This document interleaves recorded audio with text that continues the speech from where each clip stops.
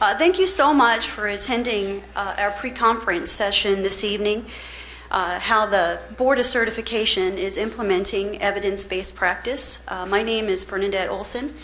I am a faculty member at South Dakota State University, but my association with the Board of Certification was doing some volunteer events, but I just came off the board this last July as an athletic training director, and I served 2 years as the president of the BOC. So pretty interesting perspective in terms of bringing together what's happening in external environments and making it palatable to the athletic training community. And I'm presenting this evening with Dr. Susan McGowan. Susan is the program director at the University of New Mexico and a faculty member, and she has lots of other accolades, but she is actually on the board right now as an athletic training director. So any questions you have this evening, go right to Susan. Yes, and if you don't know, Denise Fandel is the executive director for the Board of Certification. If you don't know Denise, she's waving in the back there. So between the three of us, and I don't see any of the other board here. Is Mike or Marcia in? Okay. Pete Kennecke, who's the current president of the BOC, will probably be wandering back and forth. But amongst the three of us here, I think we should be able to give you some good information and to answer some questions. I think we're responsible for introductions, so I will just ask if everyone would please turn off their electronic devices or change them to vibrate. We are being recorded. So we would just ask that out of courtesy for everyone else. If you do need to step out of the room, we do have some breaks planned. Restrooms are out by the lobby registration area.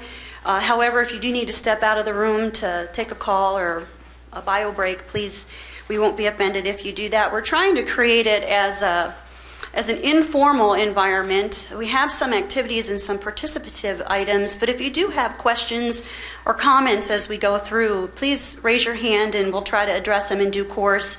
If it seems like it's going to take a little bit more time or we're going to address it further in the presentation, we will adjust those. I think that's all the pre-pieces. Great. All right.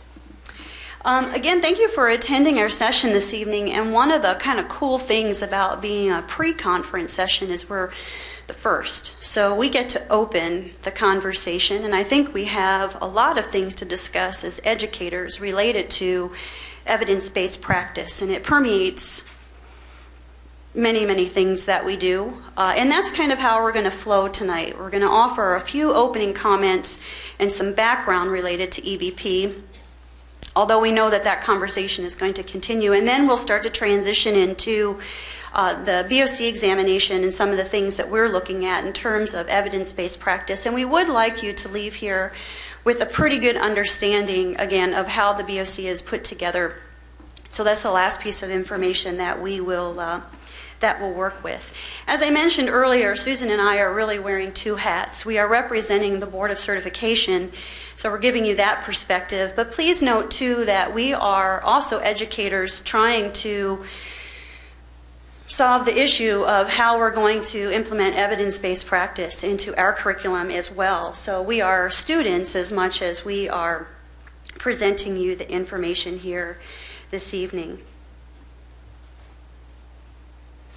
Educators have a pretty big task ahead. If you look at what actually creates change in a profession, there's really two routes to do it, right? You can change the environment of individuals entering the profession, and you can change the environment of individuals who are currently practicing in the profession. And who does that come down to? It comes down to educators. So certainly, in having discussions in your programs and your curriculums, you're trying to answer the question, what should students be able to do? We're trying to answer the question in terms of what should students be able to do at the end of their experience at our institutions, both didactic and clinical experiences. How they are then going to take those practices and implement them into their careers. And they're entering an environment where other healthcare professionals are also trying to solve this same problem. So how are they going to be active participants and perhaps stretch the organizations that they are going into? The other role that we play, again, is then how do we look at individuals who are currently in practice and help them to make the shift? I know we're having that conversation with our clinical instructors, both on campus at SDSU Sports Medicine and Athletics, but also our outreach sites, and we're asking them, what are you doing to help model these best practices, and what can we do as educators to help you? If you need time to do searches, give us your questions. Got 35 students that can help do the searches. So again, we're trying to partner with those individuals in current practice. And then we have to take care of ourselves, educating the educators. I finished undergraduate back in '88, and we had concepts of looking at evidence and looking at research, but research in athletic training was really blossoming at that time, and we've come such a long way. However, the language of evidence-based practice is a little different than the theoretical research that is out there. So we are also learning in the process. So are we ready to serve as role models? In visiting, Susan and I wanted to send out a little pre-survey to find out a little bit about the folks and your interests and who these people were in the room. And we do appreciate, we had 72% of the participants that completed our short survey, so thank you very much. And we found out that a majority of you are program directors, but we also have faculty and clinical instructors. And that's a really nice balance because we know that program directors are the decision makers, but if we want to implement this in a meaningful way, we need everybody to be on the same page and to help take those baby steps to make it work. So we really appreciate that there's a nice cross-section here this evening.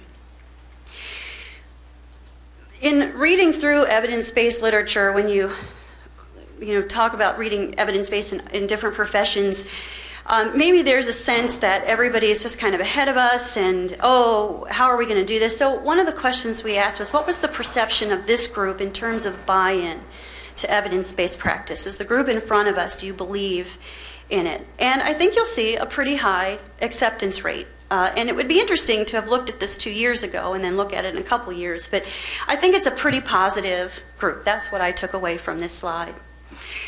Then when we followed up and asked about the perceived knowledge, wavering a little bit, minimal to moderate. So great timing to have a conference on evidence-based practice, and there's lots of good things that we can take away from this. And certainly if you have the buy-in, then we're willing to learn about it and we can carry that through. I thought this was an interesting question and a comparison.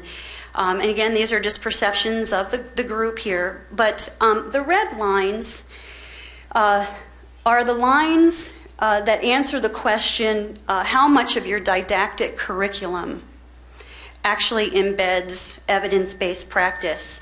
So, if you look at 25 to 50% on up, so kind of to the left half of your screen, you'll see those red lines are a little higher than the gold, and then the gold becomes a little bit higher as you move to the right side of the screen. And the gold lines represent your perception of how many of your clinical sites actually model evidence-based practice. So you can probably take a number of things away from this, but the piece that I thought was interesting was I think that education really is driving the change here because, again, we're seeing evidence-based practice implemented into the curriculums perhaps before they're doing it within clinical settings. So kind of a fun piece to look at. What I'm going to do is proceed here and just do a little bit of foundational information related to evidence-based practice. And then we'll take a break, and then Susan will go into the BOC piece.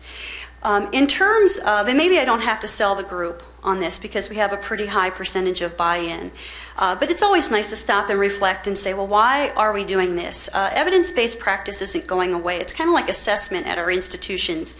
I work with faculty, I do a lot of things with assessment, and I work with faculty, and I think most of them are just kind of waiting for it to go away. Not most of them, a handful of them are waiting for it to go away, and it's not. So we need to figure out how to implement it and why we're doing it. And not just do it because we're told that we have to do it, but because it is important. And the first comment here is that it is ethical. We are interested, I think each and every one of us, as we treat individuals and or as we educate other individuals to treat individuals, we're trying to treat them to improve patient outcomes. We want them to do the best thing for patients. And right now, the evidence-based model is certainly being implemented not only by athletic training, but medicine, healthcare professions. We have smarter patients. These are individuals that have access to a lot of information. Some of the information is good, some of it's not good. So being that clearinghouse for individuals and knowing what some of the current trends are is really helpful in terms of patient advocacy. It's certainly legal. And when you look at a board of certification standpoint, as evidence comes out, the question of, who is that clearinghouse of evidence and what is that critical mass or critical time that says that, yes, we have to take the evidence and build it into our framework and our model is a great question. I don't know I have an answer for that. But certainly the standard of care is changing. And if we don't pay attention to how that standard of care is changing, we could end up in a situation that is not legally safe. It's contemporary in terms of we are not the only individuals that are being asked to do this. Other healthcare professionals are being asked to do this. Our students, again, are going into environments where they're going to be asked to participate as a part of this model. I've often heard the statement, I've heard the statement several times that the train is leaving or that the train has left. I think there's a couple trains that are leaving the station. And I don't think we were on the first trains, but I don't think we're also looking at the back of the last train. But we do have to make a choice to actively be involved and to be engaged in that. Certainly as professional integrity, one of the, I think, more fun things that I've seen over my career is to see athletic trainers who have really made a difference in research to a point where we're making policy decisions, position statements. We have a great PR effort. So continuing that professional integrity and making our mark as experts. If we don't get individuals back faster, somebody else will. So certainly taking that standpoint and not only getting them back faster, but every indicator in healthcare right now is that we also have to be concerned with the cost effectiveness of what we do. So doing things as cost effectively as we can. I'll throw in a couple maybe bigger picture pieces. Our focus this evening is not about continuing competence and continuing professional development plans, but the way that the public views practitioners, individuals that are out there working, treating patients, is changing. They want to know that not only seat time learning is taking place, but what are you doing with it? How is that changing your practice? And that is creating a shift in how I think continuing competence is measured.